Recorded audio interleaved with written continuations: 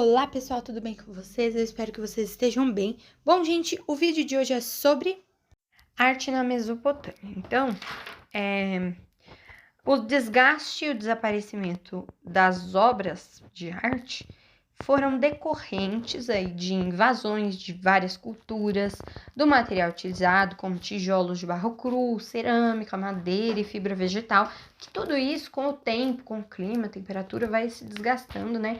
E além disso, a gente tinha aí para colaborar com o desgaste de tudo isso, as invasões, as guerras, né? Agora vamos falar um pouquinho sobre o povo sumério babilônico. O primeiro grande centro de expansão na Mesopotâmia foi a cidade de Ur, que teve uma importância dos zigurates, então cidade de Ur, importância dos zigurates e das muralhas em diversas cidades. Temos também no povo sumério babilônico escrita cuneiforme dos sumérios. Agora vamos falar um pouquinho sobre zigurates. Os zigurates não eram apenas monumentos funerários, como acontecia lá no Egito. Eram imensos altares que funcionavam como templos e muitas vezes constituíam o centro da vila onde se encontravam. A escultura é hierática, então grave esse nome, hierática. H-I-E-R-A-T-I-C-A.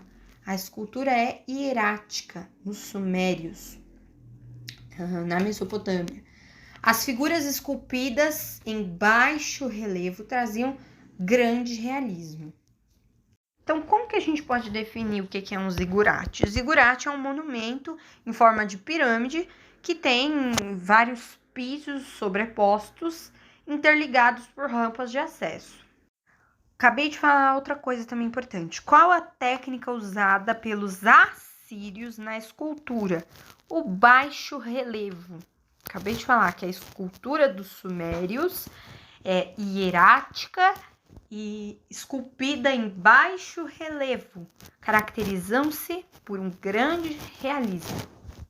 Com relação aos acádios e babilônicos, notamos uma grande renovação artística com me confundi aqui, pessoal, peraí. Ourivesaria. É isso mesmo, produção? É isso mesmo.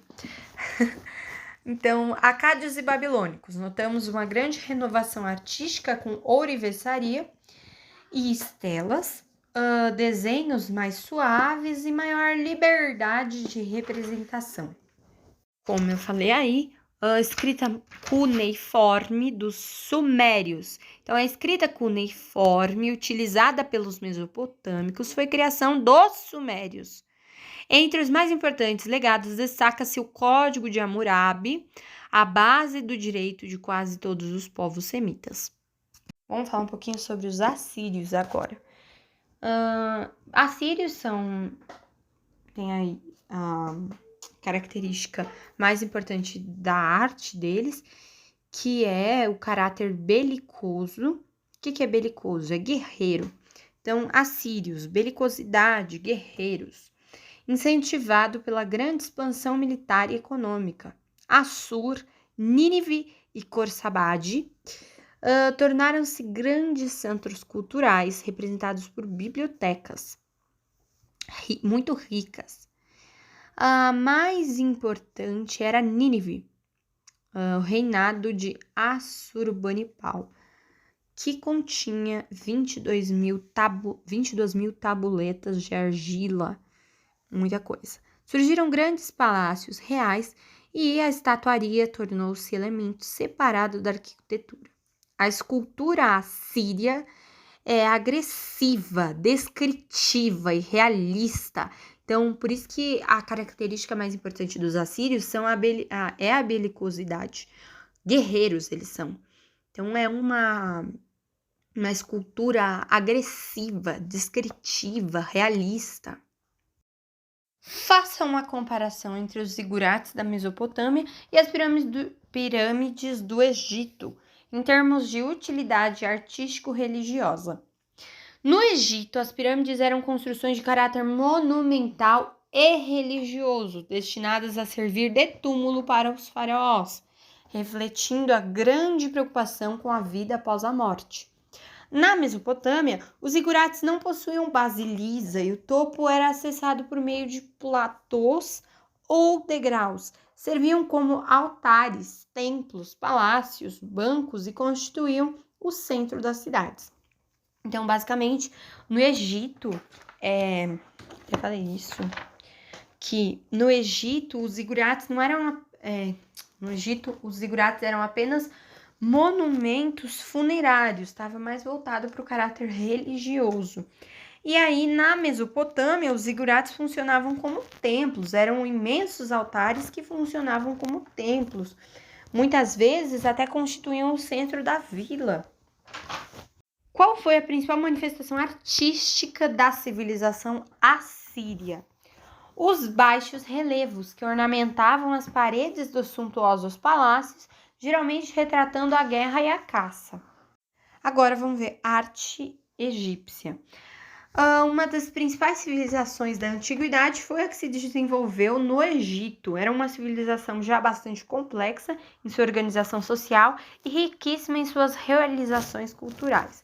Além disso, os egípcios produziram uma escrita bem estruturada, graças à qual temos um conhecimento bem complexo de sua cultura. A religião é talvez o aspecto mais significativo da cultura egípcia. Tudo no Egito era orientado por ela, pela religião. A religião, portanto, invadiu toda a vida egípcia, interpretando o universo, justificando sua organização social e política, determinando o papel de cada classe social e, consequentemente, orientando toda a produção artística desse povo. Quando falamos em arte egípcia, o primeiro pensamento é a arquitetura monumental das pirâmides, que teve início com a famosa pirâmide em degraus de Saqqara, construída pelo faraó de José, até atingir sua forma clássica encontrada no Vale de Gizé, da qual a mais importante é a de Kelps, faraó da quarta dinastia do Império Antigo. O Egito não se interessou pela construção de pirâmides. A arquitetura egípcia é muito mais rica do que isso, né? Incluindo desde esfinges até templos monumentais, como os de Luxor e Karnak. Mas, enfim, as principais obras arquitetônicas do Egito são as pirâmides. Um detalhe muito importante que eu esqueci de mencionar é que muito já se falou sobre as pirâmides, mas o que poucos percebem é que na maior parte de sua história, enquanto império unificado, o Egito não se interessou pela construção de pirâmides, enquanto império unificado, mas as principais obras arquitetônicas do Egito são as pirâmides. A arquitetura funerária dos antigos egípcios também incluía as mastabas. O que são mastabas? Túmulo em forma de uma pirâmide cortada. Então, mastaba é um túmulo em forma de pirâmide cortada. A estatuária e a pintura se desenvolveu bastante ao longo dos vários séculos, apesar de sua postura quase sempre rígida, seguindo padrões de representação ditados pela religião. A arte egípcia chegou a atingir momentos em que a representação de animais e rostos humanos demonstrava grande técnica, aliada à preocupação naturalista. Na pintura e na escultura de sarcófagos, predominava a frontalidade. O que é isso? Frontalidade é o corpo sempre de frente, a cabeça, as pernas e os pés de perfil. A liberdade artística foi incentivada e, sobretudo, financiada pelo faraó. O exemplo mais belo que nos chegou deste período é o busto da rainha Nefertiti, esposa de Amenófis IV. Muito do que poderíamos conhecer sobre a arte egípcia nos foi tirado pela ação de ladrões, que desde a antiguidade saqueiam tumbas e ruínas. Além dos hieroglifos, considerados escrita sagrada e encontrados nos túmulos e templos, havia a hierática, utilizada nos textos dos sacerdotes e a demótica mais popular empregada nos contratos redigidos, ou melhor, né, redigidos pelos escribas. Então tinha o hieróglifo, que é a escrita sagrada, tinha a hierática, que tinha nos textos dos sacerdotes, e a demótica, que estava ali nos contratos dos escribas. A descoberta da Pedra de Roseta foi importante para desvendar muitos mistérios que cercam essa civilização, decifrar a escrita hieroglífica. Então, Pedra de Roseta, decifrar a escrita hieroglífica. Em geral, a temática da literatura era de cunho religioso, notabilizando-se o Livro dos Mortos e os textos das pirâmides. O problema fundamental da arte mesopotâmica, lembra que eu estou falando de Mesopotâmia, a despeito da existência de uma economia baseada no comércio, na indústria, na finança e no crédito, apresenta um caráter mais rigidamente disciplinado, menos evolutivo e menos dinâmico que a arte do Egito. Comparados com egípcios, era já possível designar certos habitantes da Babilônia simplesmente pela expressão comerciante. A tese sobre outros aspectos, normalmente válida, segundo a qual o estilo estritamente geométrico está ligado à atividade agrícola tradicionalista e o naturalismo aberto à economia urbana.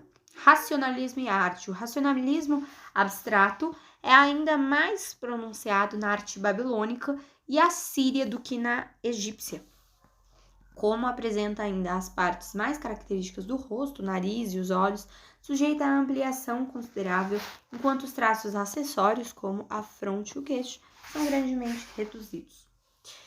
A lei da frontalidade na arte egípcia. Por frontalidade, entendemos a lei da representação da figura humana, segundo a qual o corpo humano é representado toda a superfície da caixa torácica, né, se volta para o observador de tal forma que a metade superior do corpo, metade de cima do corpo, é sempre divisível em duas partes inversamente simétricas, seguindo uma linha vertical. Pretende também apresentar a impressão mais clara e menos complicada, a fim de evitar qualquer mal-entendido, confusão ou omissão dos diversos elementos da figura. A atribuição da frontalidade a uma deficiência básica da aptidão técnica pode justificar-se em certa medida, mas a fidelidade obstinada e persistente a esta técnica, mesmo no período em que a alimentação involuntária dos objetos artísticos está fora de causa, exige uma outra explicação. E é isso, pessoal. Espero que vocês tenham gostado do vídeo de hoje, do assunto, e eu espero também ter ajudado vocês a compreender algumas coisas acerca deste assunto de arte mesopotâmica e arte egípcia.